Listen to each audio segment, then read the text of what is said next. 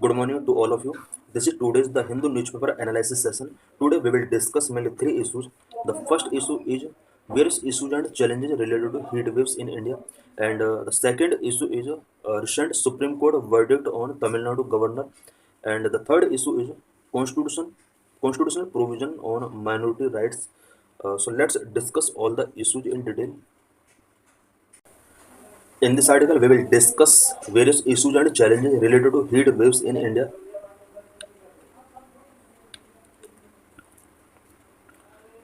In recent period, climate change and environmental degradation have significantly affected the safety and the health of workers worldwide. Recent period में climate change हो रहा है, environmental degradation हो रहे हैं।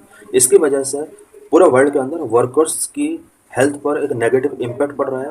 Health stress affecting labour efficiency and productivity, in turn reducing work hours and hindering the ILO's objective of promoting fair and decent employment. Heat stress की वजह से लेबर एफिशिएंसी एंड प्रोडक्टिविटी काफ़ी affect हो रही है, और इसकी वजह से वर्किंग आवर्स रिड्यूस हो रहे हैं, और इन सभी नेगेटिव इम्पैक्ट की वजह से ILO इंटरनेशनल लेबर ऑर्गेनाइजेशन का जो फेयर एंड डिसेंट एम्प्लॉयमेंट को प्रमोट करने का ऑब्जेक्टिव है वो भी कहीं ना कहीं हिंडरिंग हो रहा है। What is heat wave? Heat wave क्या होता है? Heat waves are long period of excessive hot weather that can cause adverse impact on human health, environment and economy. Heat waves long period तक चलने वाले excessive hot weather हैं, जिसका human health के ऊपर, एनवायरनमेंट के ऊपर एंड इकोनॉमी के ऊपर एडवर्स इम्पैक्ट पड़ता है। India being a tropical country is vulnerable to heat waves which have become more frequent and intense in recent year. India जो कि ट्रॉपिकल कंट्री है, हीट वेव्स यहाँ पर बहुत ज़्यादा एवरी ईयर शो होते हैं, और इंडिया के अंदर जो हीट वेव्स हैं ये बहुत ही इंटेंस हीट वेव होते हैं। Heat waves is considered if the maximum temperature of a station reaches at least 40 degrees Celsius or more for plain and at least 30 degree Celsius और more for हिली regions. किसी भी reason में heat waves को यहाँ पर temperature के base पर डिफाइन किया गया है। स्टेशन के अंदर अगर 40 डिग्री सेल्सियस तक टेम्परेचर रीच हो जाता है, प्लेन के अंदर अगर ये टेम्परेचर 40 डिग्री सेल्सियस से अबव हो जाता है, हिली रीजन के अंदर अगर ये टेम्परेचर 30 डिग्री सेल्सियस से अबव हो जाता है, तो उस रीजन के अंदर हीट वेव कंसिडर किया जाता है। Are heat waves are natural disaster? क्या हीट वेव नेचुरल डिजास्टर है? As of now 12 disasters are notified as natural disasters in the guidance of the State Disaster Response Fund and National Disaster Response Fund। SDRF and NDRF के अंदर अभी तक only 12 disasters को natural disaster के तौर पर define किया गया है या नोटिफाइड किया गया है। These are cyclone, drought, earthquake, fire, flood, tsunami, hailstorm, landslide, avalanche, cloud burst, पीक attack, frost and cold waves. इन सभी को यहाँ पर हीट वेव नेचुरल डिजास्टर में काउंट किया गया है। हम यहाँ पर देख सकते हैं कोल्ड वेव को नेचुरल डिजास्टर डिक्लेयर किया गया है, बट हॉट वेव को नेचुरल डिजास्टर यहाँ पर डिक्लेयर नहीं किया गया है। Are heat waves death rising in India? क्या इंडिया के अंदर हीट वेव डेथ राइज हो रहे हैं? Heat wave death in India decrease from 1127 in 2017 to 374 in 2021 according to data from NCRB, national crime records bureau के data के according India में heat waves death decrease हो रही हैं। 2017 में जहां 1127 पीपल का डेथ हुआ था हीट वेव की वजह से, वहीं 2021 में ओनली 374 पीपल का डेथ हीट वेव की वजह से हुआ। इन 2022 33 death were reported in 2023 non and in 2024 at least 100 have been confirmed। 2022 में ओनली 33 पीपल हीट वेव की वजह से डेथ हुआ था। 2023 में कोई भी पर्सन यहाँ पर हीट वेव की वजह से कंफर्म नहीं किया गया जिसका डेथ हुआ है। एंड 2024 में अबाउट 100 पीपल हीट वेव की वजह से इनका डेथ हुआ था। In Andhra Pradesh 1100 people dead in 2016 due to longer spell of heat waves are becoming more frequent. Andhra Pradesh के अंदर 2016 में 1100 पीपल का डेथ हीट वेव की वजह से हुआ। In most years Andhra Pradesh, Odisha, Telangana, Gujarat, Rajasthan are the state that report most casualties from heat. Heat की वजह से कुछ स्टेट के अंदर मोस्ट कैजुअलिटीज होती हैं। कुछ state such as Andhra Pradesh जो कि टॉप पर है, हीट वेव की वजह से सबसे ज़्यादा डेथ आंध्र प्रदेश के अंदर होती हैं। सेकंड नंबर पर ओडिशा आता है, third number Telangana, next Gujarat and next Rajasthan. In state के अंदर सबसे ज़्यादा हीट वेव की वजह से डेथ होती है। What are effects of heat stress on workers? Heat stress का वर्कर्स पर क्या इम्पैक्ट पड़ता है? Number one, impact on workers. The main health effects of heat stress on workers include heat stroke, heat cramps, cardiovascular disease, acute kidney injury and physical injury. Heat waves की वजह से workers की health पर बहुत negative impact पड़ता है। कुछ health से related issues such as heat stroke, heat cramps, cardiovascular disease, acute kidney injury and physical injury heat stress की वजह से हो सकता है। Number impact on women. Women who are employed in heat exposed sectors such as subsistence agriculture may be at risk for pregnancy related complications including hypertension, miscarriage and premature birth। Women जो कि heat exposed sector specially agriculture sector से जुड़ी हुई हैं, उन women के अंदर pregnancy related complications हो सकते हैं including hypertension, miscarriage and premature birth से रिलेटेड प्रॉब्लम उन्हें फेस करनी पड़ सकती है। Number three, impact on productivity. An increase in temperature can decrease work productivity due to excessive heat that makes it difficult to work. Temperature जैसे जैसे increase होता है वर्क प्रोडक्टिविटी वैसे ही डिक्रीज हो सकती है बिकॉज एक्सेसिव हीट की वजह से वर्कर्स वर्क नहीं कर पाते। ILO study findings, international labour organisation की हीट वेव से रिलेटेड और उनका किस तरह से वर्कर्स के ऊपर इम्पैक्ट पड़ता है इससे रिलेटेड कुछ फाइंडिंग्स थे। Recent ILO 2024 estimate that 2.41 billion, about 241 crore workers worldwide are exposed to extreme heat। ILO के 2024 के एक एस्टीमेट के अकॉर्डिंग पूरे वर्ल्ड के अंदर about 241 crore workers heat wave की वजह से एक्सपोज हो रहे हैं, यानी इनके ऊपर सीधा नेगेटिव इम्पैक्ट हीट वेव का पड़ रहा है। The ILO study 2019 estimated that heat stress is projected to reduce total working hours worldwide by 2.2% and global GDP by $2,400 billion in 2030।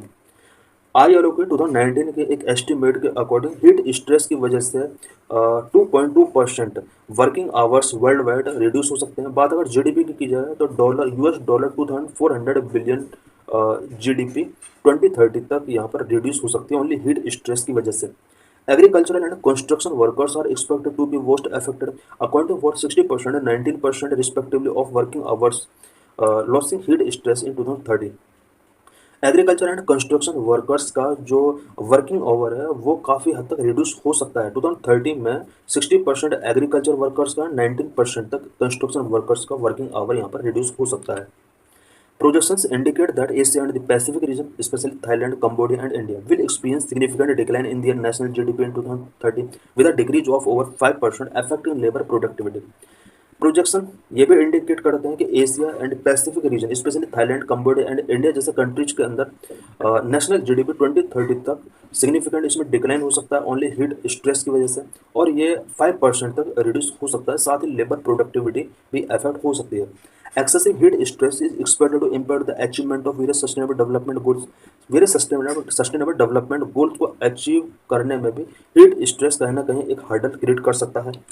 Impact in India, heat wave का India में क्या क्या impact है? India is undergoing consistent increase in temperature annually.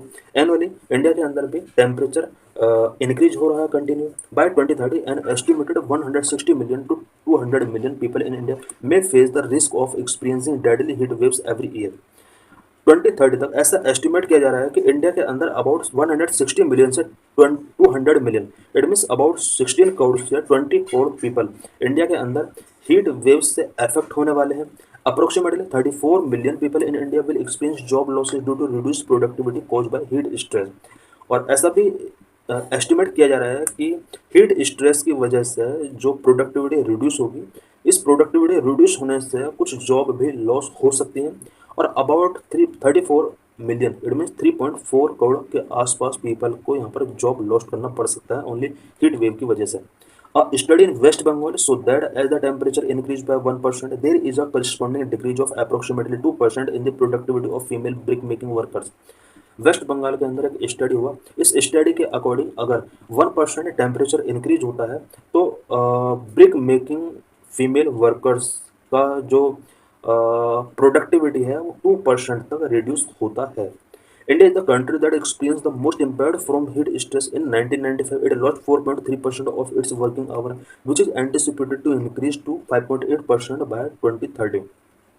Heat stress की वजह से India के अंदर वर्किंग आवर भी लॉस्ट हो रहे हैं। 1995 में अबाउट 4.3% वर्किंग आवर रिड्यूस हुआ। वहीं 2030 में एक्सपेक्ट किया जा रहा है कि ये 5.8% तक वर्किंग आवर डिक्रीज हो सकते हैं। What we should do, heat stress से फाइट करने के लिए इंडिया को क्या करना चाहिए? Number one, the government may implement adequate regulatory and legislative measures relating to heat waves in order to ensure the safety and well-being of workers. Workers की safety and well being को ensure करने के साथ साथ government को adequate regulatory and legislative measures related to heat waves implement करना होगा। Number two, infrastructure related measures भी गवर्नमेंट ऑफ इंडिया को टेकिंग करना होगा, such as implementing construction standard should safeguard indoor workers. Construction standards को India में implement करना होगा और इंडोर वर्कर्स को यहाँ पर सेफगार्ड प्रोवाइड करना होगा। Number three, effective communication between workers and employer is essential to facilitate the adjustment of working hour, guarantee adequate rest break, provide access to drinking water and offer training on the identification and management of heat stress. Workers और employer के बीच में कुछ issues को लेकर, issues सच है जो working hour को लेकर, एडिक्वेट रेस्ट ब्रेक की गारंटी से रिलेटेड इशूज पर एंड ड्रिंकिंग वाटर तक वर्कर्स का एक्सेस को इंश्योर करने से रिलेटेड एंड हीट स्ट्रेस को आइडेंटिफिकेशन एंड मैनेजमेंट करने के लिए ट्रेनिंग से रिलेटेड कुछ इशूज को यहाँ पर वर्कर्स और एम्प्लॉयर्स के बीच में इससे रिलेटेड इफेक्टिव कम्युनिकेशन होना बहुत जरूरी है। This can help elevate the adverse effect of heat stress. Heat stress के जो भी एडवर्स इफेक्ट है ये सभी अगर कम्युनिकेशन वर्कर्स और एम्प्लॉयर्स के बीच में किए जाएंगे तो इसके एडवर्स इम्पैक्ट को काफ़ी हद तक एलिवेट किया जा सकता है। What is historic supreme court order on governor's assent to bill? Governor's assent to bill से रिलेटेड सुप्रीम कोर्ट का एक हिस्टोरिकल ऑर्डर आया है। वो ऑर्डर क्या है? What is issue?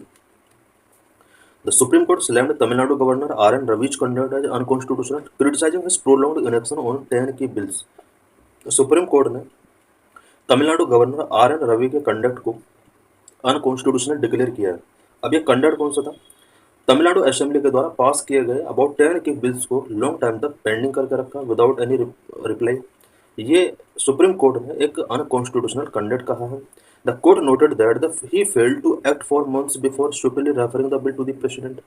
कोर्ट ने कहा है कि प्रेसिडेंट के पास कुछ बिल को रेफर करने से पहले गवर्नर ने लॉन्ग टाइम पीरियड तक उन बिल्स को अपने पास पेंडिंग करके रखा। The top court deemed the 10 bills to have received assent, declaring following President Draupadi Murmu's actions to be void, assented to only one, rejecting 7 and not considering 2 bills. Top court ने इन 10 bills को जो कि governor के पास या president के पास forward किए गए थे, सभी बिल्स को इसने एसेंट गिवन मान लिया है। द्रौपदी मुर्मू के द्वारा 10 बिल्स पर जो एक्शन लिए गए थे, 1 बिल को एसेंटिंग इन्होंने गिवन किया था, 7 बिल को रिजेक्ट किया था, 2 बिल्स ऐसे थे जिनको कंसिडर ही नहीं किया गया था। इन सभी बिल्स को सुप्रीम कोर्ट के ऑर्डर के थ्रू पास कर दिया गया है। It also fixed time limits of 1 to 3 months for governors to take action on future bills. Future में किसी भी स्टेट असेंबली के द्वारा अगर कोई बिल पास किया जाता है, गवर्नर या प्रेसिडेंट के पास फॉरवर्ड किया जाता है, 1 to 3 मंथ के अंदर गवर्नर या प्रेसिडेंट को इस पर अपना एसेंट या डिसेंट या जो भी रिप्लाई है वो गिवन करना होगा। The court said that a governor must be a friend, guide and philosopher to the state and not a hindrance. Court ने कहा है कि गवर्नर को स्टेट का फ्रेंड होना चाहिए, गाइड होना चाहिए, फिलोसफर होना चाहिए, हिंड्रेंस नहीं होना चाहिए। What is the argument of Tamil Nadu state on this issue? इस इशू पर तमिलनाडु स्टेट का आर्गुमेंट क्या है? Tamil Nadu said through machination of the governor, center take decisions on issues coming within the ambit of the state legislative domain. Tamil Nadu state ने कहा कि governor का मशीनेशन किया जा रहा है। स्टेट लेजिस्लेटिव डोमेन में आने वाले सब्जेक्ट्स पर सेंट्रल गवर्नमेंट गवर्नर के थ्रू डिसीजन टेकिंग कर रही है। It argued that the governor's power to reserve a bill for the consideration of the president is limited and confined to specific circumstances detailed in the provision to Article 213 of the Constitution.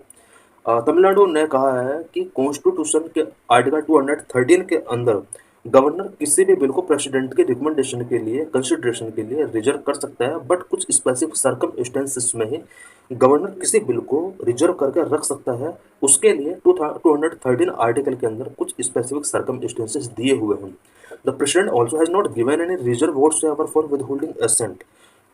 President ने भी तमिलनाडु के कुछ bill को withhold करके रखा, but किसी type का कोई रीजन उन्होंने गिवन नहीं किया।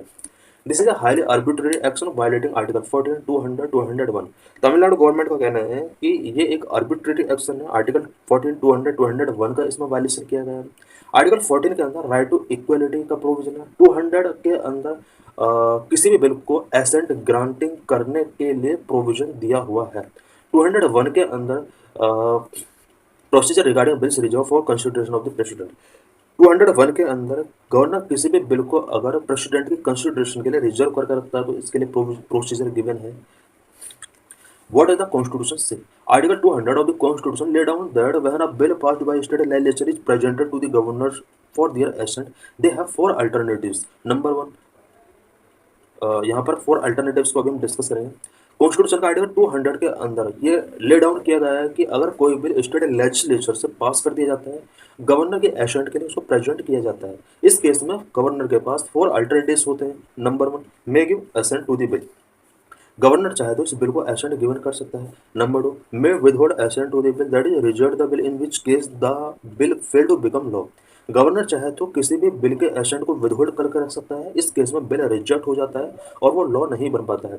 Number three, may return the bill if it is not a money bill for reconsideration of the state legislature. Governor चाहे तो स्टेट लेजिस्लेचर की कंसिडरेशन के लिए बिल को रिटर्न करके रख सकता है। फोर्थ केस में can reserve the bill for consideration of the president. President की कंसिडरेशन के लिए वो उस बिल को रिजर्व करके रख सकता है। ये चार अल्टरनेटिव्स गवर्नर के पास होते हैं आर्टिकल 200 के under. Governors are required to act as per the advice of the council of ministers. Governor को काउंसिल ऑफ मिनिस्टर्स के एडवाइस के बेस पर वर्क करना होता है। The governor must reserve only certain bills like those which reduce the power of the high court for the consideration of the president. They may also reserve bills on concurrent list that are repugnant to a union law based on a minister advice. Governors को कुछ certain bills को ही president की consideration के लिए reserve करना चाहिए। Such as high court की power को रिड्यूस करने से रिलेटेड कोई बिल है, कॉन्करेंट लिस्ट से रिलेटेड कोई बिल है, इस टाइप के बिल्स को ही गवर्नर को प्रेसिडेंट की कंसिडरेशन के लिए रिजर्व करके रखना चाहिए। Constitution does not lay down any time limit within which the governor is required to make a decision. किसी भी बिल के रिगार्डिंग गवर्नर को कितने दिन के अंदर अपना डिसीजन देना होगा, इससे रिलेटेड कॉन्स्टिट्यूशन के अंदर कोई भी प्रोविजन नहीं किया गया है। When about president consideration, president की कंसिडरेशन से रिलेटेड यहाँ पर सुप्रीम कोर्ट ने क्या डिसीजन गिवन किया है। Court ruled that a bill cannot be reserved for a president consideration once it has been returned to the state legislature, reconsidered and resubmitted for assent. Court ने कहा है कि उस bill को प्रेसिडेंट के reserve के लिए गवर्नर नहीं रख सकता। अगर एक बार गवर्नर ने स्टेट असेंबली की रिकंसिडरेशन के लिए इसको फॉरवर्ड किया, अगेन स्टेट असेंबली के द्वारा इस बिल को पास किया गया और गवर्नर के एसेंट के लिए रिसबमिट किया गया, इस टाइप के बिल को प्रेसिडेंट के पास उसको रिजर्व करके नहीं रखा जाएगा रिकमेंडेशन के लिए। The only exception is if the bill in its second iteration is materially different from the original version. अगर सेकंड केस में स्टेट असेंबली के द्वारा जो पास किया गया बिल है उसका इटरेशन डिफरेंट है ओरिजिनल वर्जन से, उस केस में उसको प्रेसिडेंट के पास फॉरवर्ड किया जा सकता है। Judgement also clarified that such reservation can not be based on personal dissatisfaction और political impedance and is only permissible when the bill is a grave threat to democratic principles. Judgement के अंदर ये भी clarified किया गया है कि कोई भी अगर बिल रिजर्व करके रखा जाता है तो पर्सनल डिससेटिस्फैक्शन या पॉलिटिकल इम्पीडियंसी के बेस पर उसको रिजर्व नहीं किया जाएगा। अगर डेमोक्रेटिक प्रिंसिपल के लिए थ्रेट से रिलेटेड कोई बिल है, इसी टाइप के बिल को प्रेसिडेंट की कंसिडरेशन के लिए गवर्नर रिजर्व करके रख सकता है। जजेस have set 3 months deadline for the president to decide whether to assent to bill referred by the governor. Governor के जो बिल रेफर किया गया प्रेसिडेंट के लिए 3 मंथ के अंदर यहाँ पर प्रेसिडेंट को अपना डिसीजन देना पड़ेगा। जजमेंट के अंदर एक प्रोविजन है, अभी जजमेंट आया है। Any delay beyond this period must be accompanied by justifiable reason and communicated to the concerned state, the ruling state. Supreme court का रूलिंग में ये कहा गया है कि अगर 3 मंथ के अंदर कोई भी एसेंट या डिसीजन नहीं दिया जाता है प्रेसिडेंट के द्वारा तो कंसर्न स्टेट के लिए यहाँ पर कम्युनिकेट इसके साथ करना पड़ेगा प्रेसिडेंट को। How governor play an important role to maintain unity and integrity of nation. Nation की यूनिटी एंड इंटीग्रिटी को मेंटेन करने में गवर्नर्स का क्या इंपॉर्टेंट रोल है। In our constitution scheme governors are nominal head of the state executive just like the president for union executive. Indian constitution scheme के अंदर governor state executive का एक नॉमिनल हेड है, just like president union executive का nominal head है। Governor act as an appointee of the centre who is responsible for maintaining unity and integrity of the nation in critical times. Governor centre के appointee होते हैं और critical time में nation की unity and integrity को maintain करने के लिए रिस्पॉन्सिबल होते हैं। Federalism is a basic feature of our constitution and governors office should not determine powers of elected government at state. Federalism Indian constitution का basic feature है और गवर्नर के ऑफिस को स्टेट के अंदर इलेक्टेड गवर्नमेंट की पावर को undermine नहीं करना चाहिए। Is judicial review permissible? क्या गवर्नर या प्रेसिडेंट के द्वारा अगर कोई भी बिल को इस तरह से लॉन्ग टाइम के लिए रिजर्व करके रखा जाता है, क्या इसका जुडिशियल रिव्यू किया जा सकता है? द जजेस emphasize that any exercise of gubernatorial discretion must be under judicial review to prevent any disregard for the will of the people. जजेस ने एम्फेसाइज किया है कि गवर्नर का जो डिस्क्रिशनरी पावर है उसका जुडिशियल रिव्यू किया जा सकता है। Invoking its inherent power under article 142 of the constitution, the court deemed the 10 pending bills to have received assent. Supreme court ने यहाँ पर आर्टिकल 142 का यूज करके यहाँ पर 10 पेंडिंग बिल्स को एसेंट गिवन कर दिया है। What are the recommendations about this issue? इस इशू से रिलेटेड कुछ रिकमेंडेशन सरकारिया कमीशन और पुंछी कमीशन के द्वारा गिवन किए गए थे। इट मीन्स गवर्नर या प्रेसिडेंट से रिलेटेड यहाँ पर कुछ रिकमेंडेशंस गिवन किए गए थे। सरकारिया कमीशन के जो रिकमेंडेशंस थे वो मेनली प्रेसिडेंट से रिलेटेड थे। Sarkaria commission 1987 has submitted that bill should be reserved in rare cases of unconstitutionality. Sarkaria commission ने 1987 में ये यहाँ पर रिकमेंडेशन सबमिट किया कि बिल के अंदर अगर अनकॉन्स्टिट्यूशनल प्रोविजन है तो उसको रिजर्व करके रखा जा सकता है। Governor must discharge his function under article 200 as per the advice of the ministers. Sarkaria commission ये भी रिकमेंड किया कि गवर्नर को आर्टिकल 200 के बेस पर मिनिस्टर्स की एडवाइस पर वर्क करना चाहिए। It further recommended that the president should dispose of such bills with in a maximum period of 6 month.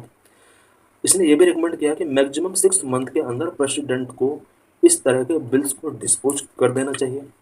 If president withholding assent the reason should be communicated to the state government whatever possible.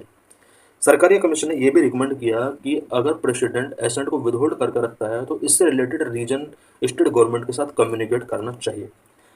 The Punchi Commission 2010 had recommended that the governor should take a decision with respect to a bill presented for their assent within a period of 6 months. Punchhi commission ने भी recommend किया था कि governor को इसके before जो भी bill present किया गया है 6 मंथ पीरियड के अंदर इसको अपना एसेंट गिवन करना चाहिए। हाउएवर दीज रिकमेंडेशंस वो have not been implemented till date. Punchhi commission या सरकारी कमीशन के द्वारा गवर्नर या प्रेसिडेंट से रिलेटेड जो भी रिकमेंडेशंस किए गए थे अभी तक इन्हें इम्प्लीमेंट नहीं किया गया है। How can this impasse be resolve? इस इम्पासी को कैसे रिजॉल्व किया जा सकता है? The main reason of this impasse which plagued our federal setup is the politicisation of gubernatorial post. इस इम्पासी का जो मेन रीजन है वो जो कि हमारे फेडरल सेटअप को प्लॉड कर रहा है वो है गुबर्नेटोरियल पोस्ट का politicisation. Many political leaders have called for abolition of governors post in the past में कुछ पॉलिटिशियंस ने यह भी रिकमेंड किया है कि इस इम्पासी को सॉल्व किया जा सकता है अगर गवर्नर की पोस्ट को अबॉलिश कर दिया जाए। As the supreme court observe it is necessary for the governors and chief minister to do a little bit of soul searching. The constitution may be amend to provide that CM shall be consulted before appointment of the governor. Constitution के अंदर कुछ amendment करने के लिए भी यहाँ पर recommendations किए जाते हैं। कॉन्स्टिट्यूशन के अंदर ऐसा अमेंडमेंट करना चाहिए कि गवर्नर के अपॉइंटमेंट के बिफोर कंसर्न स्टेट के चीफ मिनिस्टर के साथ कंसल्ट किया जाना चाहिए। The recommendation of the Punchhi commission that governor may be removed through an impeachment by state legislature can also be considered. Constitution के अंदर अभी प्रोविजन नहीं है कि स्टेट लेजिस्लेचर गवर्नर के अगेंस्ट इम्पीचमेंट स्टार्ट करे। ऐसा पावर स्टेट लेजिस्लेटिव असेंबली को गिवन किया जाना चाहिए और ऐसा रिकमेंडेशन पुंछी कमीशन ने किया था। This would arm the state legislature with the power to remove an uncooperative governor. इससे स्टेट गवर्नमेंट को ये पावर मिल जाएगी कि अगर गवर्नर अनकोऑपरेटिव है तो स्टेट लेजिस्लेचर उसके अगेंस्ट इम्पीचमेंट मोशन स्टार्ट करके उसको रिमूव कर सकता है। What are rights of minorities under the Indian constitution? Indian constitution में माइनॉरिटीज के लिए गिवन किए गए वेरियस राइट्स क्या क्या हैं? एंड आर्टिकल 29 एंड 30 के अंदर माइनॉरिटीज के लिए कुछ कल्चरल एंड एजुकेशनल राइट्स दिए हुए हैं। इन सभी राइट्स के बारे में हम डिटेल्ड यहाँ पर डिस्कशन करेंगे।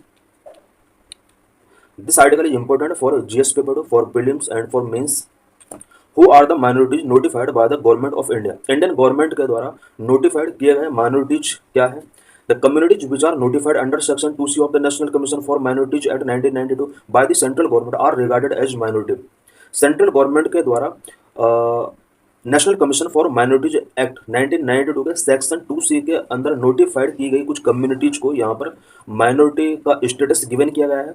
सुप्रीम कोर्ट्स 11 जज bench judgement in TMA Pai case clearly determined that linguistic and religious minorities must be identified as the state level rather than at the national level.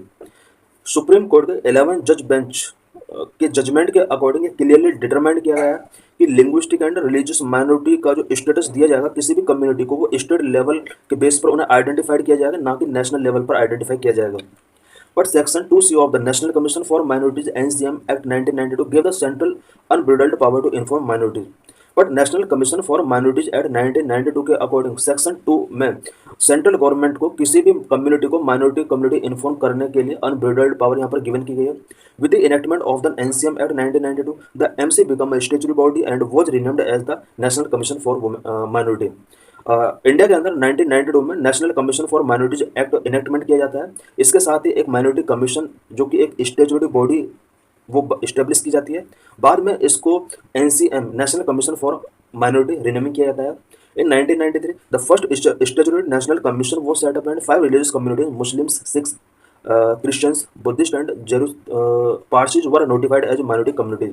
1993 में first statutory national commission establish किया जाता है जिसने 5 religious communities को यहाँ पर minority status given किया।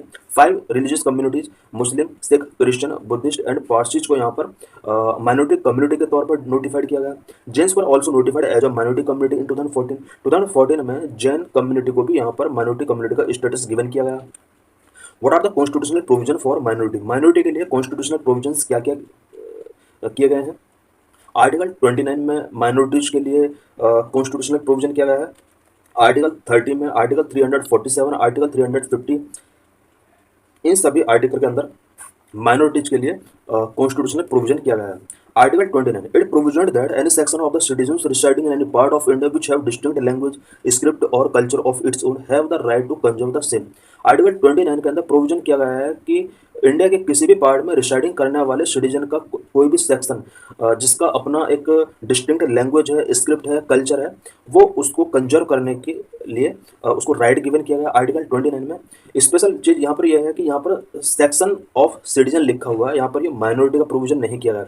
यानी यहाँ पर कोई भी कम्युनिटी चाहे वो माइनॉरिटी में है चाहे वो मेजोरिटी में है, अगर उसका डिस्टिंक्ट लैंग्वेज है, स्क्रिप्ट है, कल्चर है, वो उसको प्रिजर्व करने का राइट रखता है। ओनली इसमें माइनॉरिटी को ही पावर नहीं दी गई है बल्कि यहाँ पर मेजोरिटी पीपल को भी पावर दी गई है। Article 29 grants protection to both religious minorities as well as linguistic minorities. Article 29 के अंदर religious minority as well as linguistic minorities दोनों को यहाँ पर प्रोटेक्शन ग्रांट किया गया है। Scope of this article is not necessarily restricted to minorities only. Word section of citizens in the article includes minorities as well as majority. Article 29 का जो scope है वो सिर्फ माइनॉरिटी तक ही नहीं है बल्कि वो मेजोरिटी पीपल के लिए भी यहाँ पर अप्लाई होता है, बिकॉज यहाँ पर सेक्शन ऑफ सिटीजन्स लिखा हुआ है। इस सेक्शन में मेजोरिटी पीपल भी हो सकते हैं एंड माइनॉरिटी पीपल भी हो सकते हैं जो अपने स्पेशल लैंग्वेज, स्क्रिप्ट या कल्चर को प्रिजर्व करने का राइट रखते हैं। Article 30 all minorities are given the right to establish and administer educational institution of their choice। Article 30 के अंदर सभी माइनॉरिटीज को अपनी चॉइस के अकॉर्डिंग किसी भी एजुकेशनल इंस्टीट्यूशन को इस्टेब्लिश करने के लिए, एडमिनिस्टर करने के लिए यहाँ पर पावर गिवन की गई है, राइट गिवन किया गया है। The protection under article 30 is confined only to minorities, linguistic और religious and does not extend to any section of citizens under article 29। Article 30 के अंदर जो यहाँ पर प्रोटेक्शन गिवन किया गया है वो ओनली माइनॉरिटीज तक कॉन्फाइंड है। इट मीन्स यहाँ पर मेजोरिटी सेक्शन के लिए यहाँ पर प्रोटेक्शन गिवन नहीं किया गया है। जिस तरह से आर्टिकल 29 के अंदर हमने देखा कि वो माइनॉरिटी और मेजोरिटी दोनों के लिए वो राइट एक्सटेंड किए गए थे, बट आर्टिकल 30 जिसके अंदर कोई भी माइनॉरिटी कम्युनिटी के पीपल किसी भी एजुकेशनल इंस्टीट्यूशन को इस्टेब्लिश कर सकते हैं, एडमिनिस्टर कर सकते हैं, ये ओनली माइनॉरिटीज के लिए गिवन किया गया राइट है, ना कि मेजोरिटी के लिए। Next article 347 special provision relating to the language spoken by section of the population of any state. किसी भी स्टेट के पॉपुलेशन के किसी भी सेक्शन के द्वारा कोई लैंग्वेज अगर स्पोकन की जाती है तो उससे रिलेटेड प्रोविजन आर्टिकल 347 के अंदर गिवन है। इट मीन्स आर्टिकल 347 के अंदर किसी कम्युनिटी के द्वारा स्पोकन की जाने वाली लैंग्वेज से रिलेटेड यहाँ पर प्रोविजन किए गए हैं। Article 350B, the 7th Constitutional Amendment at 1957 inserted Article 350B, which provided for a special officer for linguistic minorities appointed by the President of India।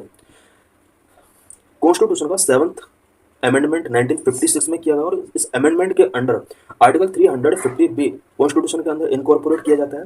इस आर्टिकल के अकॉर्डिंग प्रेसिडेंट के द्वारा एक special officer for linguistic minorities appoint किया जाता है। Special officer investigate all matters relating to the safeguard provided for linguistic minorities under the constitution. Constitution के अंदर लिंग्विस्टिक माइनॉरिटीज के लिए कुछ सेफगार्ड प्रोवाइडेड किए गए हैं और लिंग्विस्टिक माइनॉरिटीज से रिलेटेड कुछ स्पेशल मैटर्स को इन्वेस्टिगेट करने के लिए यहाँ पर स्पेशल ऑफिसर अपॉइंट किया जाता है प्रेसिडेंट ऑफ इंडिया के द्वारा। इट मीन्स आर्टिकल 350 बी के अंदर लिंग्विस्टिक माइनॉरिटीज के प्रोटेक्शन के लिए या इनसे रिलेटेड इश्यूज या मैटर को इन्वेस्टिगेट करने के लिए यहाँ पर स्पेशल ऑफिसर प्रेसिडेंट के द्वारा अपॉइंट किया जाता है। Does the Indian constitution define the term minorities? क्या इंडियन कॉन्स्टिट्यूशन के अंदर माइनॉरिटीज टर्म डिफाइन किया गया है? The Indian constitution only mention the term minorities but does not define. However article 29 recognise two kinds of minorities, religious and linguistic. Indian constitution के अंदर only minorities term mention किया गया है, इसको define नहीं किया गया है। बट आर्टिकल 29 के अंदर टू काइंड्स की माइनॉरिटीज यहाँ पर मेंशन की गई, religious minority and linguistic minorities. National commission for minorities, यहाँ पर हम नेशनल कमीशन के बारे में स्पेशली माइनॉरिटीज के लिए जो कमीशन उससे रिलेटेड कुछ इंपॉर्टेंट पॉइंट्स हम यहाँ पर डिस्कस करेंगे। NCM is an autonomous body established under the national commission for minorities act 1992। National commission for women एक नेशनल कमीशन फॉर माइनॉरिटीज एक ऑटोनोमस बॉडी है जो कि national commission for minorities act 1992 के अंडर एस्टेब्लिश की गई है। National commission for minorities was set up for the enforcement and implementation of all the safeguards provided for the minority in the constitution। Constitution के अंदर माइनॉरिटीज के लिए कुछ सेफ गार्ड प्रोवाइडेड किए गए हैं, उन सभी सेफ गार्ड को इन्फोर्स करने के लिए इम्प्लीमेंट करने के लिए इंडिया के अंदर एनसीएम एस्टेब्लिश किया गया। NCM is responsible for advising the state and central government on matters related to the welfare and development of minority community in India। NCM को इस्टेब्लिश करने का जो मेन पर्पज है वो इंडिया के अंदर माइनॉरिटीज कम्युनिटी के वेलफेयर एंड डेवलपमेंट से रिलेटेड मैटर पर स्टेट गवर्नमेंट या सेंट्रल गवर्नमेंट को गाइड करना है। As per the 2011 census, 6 religious minority communities constituted around 20% of the country's population। 2011 census के अकॉर्डिंग इंडिया के ओवरऑल पॉपुलेशन का 20% पॉपुलेशन रिलीजियस माइनॉरिटी से बिलोंग करता है और इसमें 6 रिलीजियस माइनॉरिटी कम्युनिटीज 6 कम्युनिटीज को यहाँ पर माइनॉरिटी का स्टेटस गिवन किया गया। मुस्लिम्स का जो पॉपुलेशन है कंट्री के अंदर 17.22 करोड़ है और अगर ओवरऑल पॉपुलेशन के साथ इसका प्रोपोर्शन देखा जाए 14.2% इनका शेयर है। सेकंड नंबर पर क्रिश्चियन का पॉपुलेशन है एज ए माइनॉरिटी 2.78 करोड़, 2.3% इनका ओवरऑल पॉपुलेशन में शेयर है। सिख 2.08 करोड़ यहाँ पर पॉपुलेशन है, 1.7% इनका पॉपुलेशन शेयर है। बुद्धिस्ट जो कि फोर्थ नंबर पर आते हैं 0.84 इनका पॉपुलेशन है, 0.84 करोड़ एंड 0.7% ओवरऑल पॉपुलेशन में इनका शेयर है। जेंट्स 0.45 करोड़ इनका पॉपुलेशन है जो कि 0.4% इनका शेयर आता है। What is the composition of national commission for minority? National commission for minority के अंदर कौन कौन मेंबर होते हैं, कितने मेंबर होते हैं? As per section 3 of the NCM act 1992 the composition consist of total 7 members. National commission for minority act 1992 के अंदर इस कमीशन के अंदर टोटल 7 मेंबर्स होते हैं। Number 1 chairperson, number 2 vice chairperson and 5 other members इसके 7 मेंबर के तौर पर होते हैं। Nomination of national commission for minorities members का नॉमिनेशन कैसे किया जाता है? द चेयरपर्सन और vice chairperson 5 members are nominated by the central government from amongst persons of eminent ability and integrity. सारे मेंबर सेंट्रल गवर्नमेंट के द्वारा नॉमिनेट किए जाते हैं। सेंट्रल गवर्नमेंट को अगर लगता है कि कोई पर्सन एमिनेंट है, एबिलिटी इंटीग्रिटी रखता है तो इस टाइप के मेंबर को यहाँ पर national commission for minority commission के अंदर अपॉइंट किया जा सकता है, नॉमिनेट किया जाता है specially. 5 members including the chairperson belong from minority communities। National commission for minorities के अंदर जितने मेंबर होते हैं अबाउट 7 मेंबर्स का एक ग्रुप होता है एंड इसमें से 5 मेंबर जिसमें चेयरपर्सन होता है ये माइनॉरिटी कम्युनिटी से बिलोंग करते हैं। Terms of members, each member hold office for a period of 3 year. Each member का जो टाइम पीरियड होगा वो 3 ईयर का होगा। Removal process, the central government may by order remove the chairperson और any other member from the office if the chairperson other member become incapable और acting और refuse to act. अगर chairperson या other member act करने के लिए incapable है या रिफ्यूज कर देते हैं तो सेंट्रल गवर्नमेंट एक ऑर्डर के थ्रू इन्हें रिमूव कर सकता है। Functions and responsibility of national commission for minorities. NCM के मेंबर्स का या एनसीएम का क्या क्या फंक्शंस होते हैं, क्या क्या रिस्पॉन्सिबिलिटी होती है? Number 1 evaluate the progress of the development of minorities under the state and union.